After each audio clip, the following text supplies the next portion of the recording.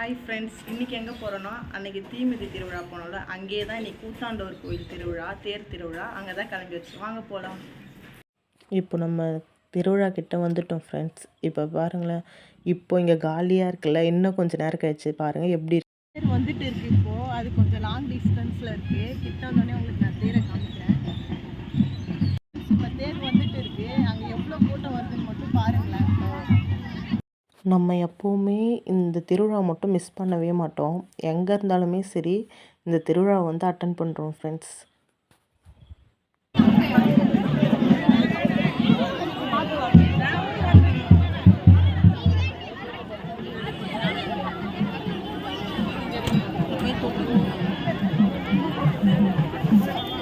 இப்போது தேர் வந்து இந்த இடத்துல தான் நிற்குமே. இப்போ எவ்வளோ காலியாக இருக்குதுன்னு சொல்லிட்டு பாருங்கள்.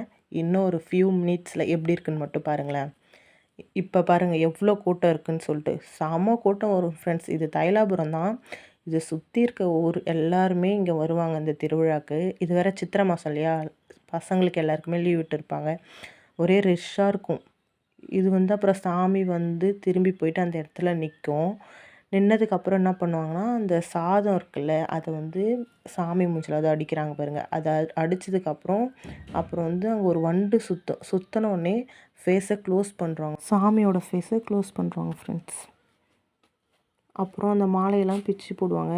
அதை வந்து நம்ம வீட்டுக்கு எடுத்துகிட்டு வந்து அது நம்ம சாமி ரூமில் வச்சுக்கலாம். அதுக்கப்புறம் இங்கே முடிஞ்சிட்டு அதுக்கப்புறமா திரும்பவுமே எல்லோரும் கோவிலுக்கு தான் ஃப்ரெண்ட்ஸ் போவாங்களே. அப்புறம் இங்கே வந்து கொல்லை விட்டாங்களா, அதில் வந்து எனக்கு வந்து மிளகாவும் காயின்ஸும் கிடச்சிது. அதுக்கப்புறம் நம்ம அங்கே கொஞ்ச நேரம் இருந்துட்டு அதுக்கப்புறம் நம்ம வந்து எங்கே போயிட்டோன்னா திரும்பவும் வந்து கடை தான் சுற்றி பார்க்கலான்னு சொல்லிட்டு போயிட்டோம். அப்புறம் போயிட்டோம், செம கூட்டம் அங்கேயுமே. அதுக்கப்புறம் போயிட்டு சும்மா கடையெல்லாம் சுற்றி பார்த்துட்டு கொஞ்சம் திங்ஸ்லாம் வாங்கிட்டு அதுக்கப்புறம் பானிபூரி வாங்கி ஃபேமிலியாக உட்காந்து சாப்பிட்டுட்டு இருந்தோம்.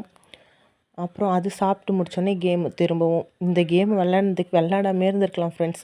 200 வேஸ்ட்டாக தான் போச்சு. சரி வீட்டுக்கு செடி வாங்கலான்னு சொல்லிட்டு போனோம். அதுக்கப்புறம் அந்த செடி வாங்கிட்டு அப்புறம் அங்கேருந்து கிளம்பியாச்சு. உங்களுக்கு இந்த வீடியோ பிடிச்சிருந்தா லைக் பண்ணுங்கள், ஷேர் பண்ணுங்கள், கமெண்ட் பண்ணுங்கள். முக்கியமாக நம்ம யூடியூப் சேனலை சப்ஸ்கிரைப் பண்ணுங்கள். Thank you friends.